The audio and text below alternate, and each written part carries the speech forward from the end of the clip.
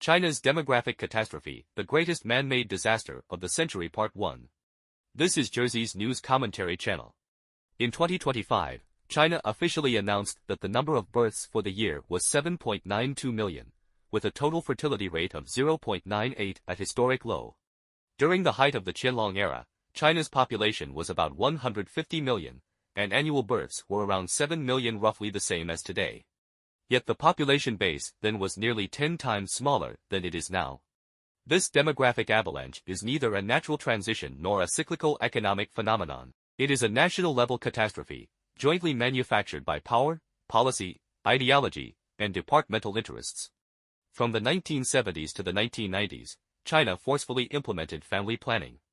The atmosphere of terror surrounding it was no less horrific than Japan's invasion of China.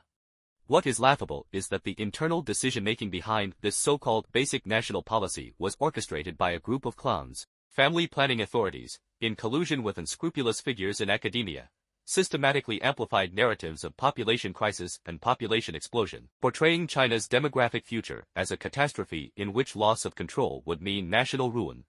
Scholars such as Song Jian introduced systems modeling into population forecasting and turned it into the rational foundation for coercive control. Meanwhile, officials eager to showcase achievements raised fertility pressure targets, promoted the narrative through state media, and suppressed independent scholars such as Yi Fuxian. Thus, the myth of a population crisis was ushered into legitimacy through a conspiracy between power and narrative. I once worked at the grassroots level of the family planning system. I witnessed midnight home raids in which young women were mistaken for pregnant women and subjected to forced sterilization. I also heard colleagues recount how aborted babies were still crying in buckets, only to be drowned with water, acts of cruelty beyond imagination. Family planning, state power intervening in women's wombs, was among the most anti-humanitarian practices in the world. Some experts have pointed out that at least 200 million people were indirectly killed as a result. Its logic was to turn reproductive rights into state engineering targets, granting administrative power the authority to regulate life itself. Over decades, the terror of compulsory enforcement became internalized as instinct, making it impossible to reverse fertility intentions even after the policy was relaxed.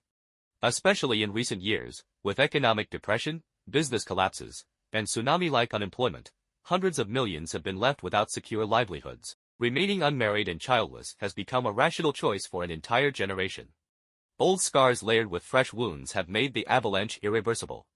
In reality, this catastrophe has already struck the foundations of civilizational continuity, intergenerational social continuity, and the survival of the nation itself.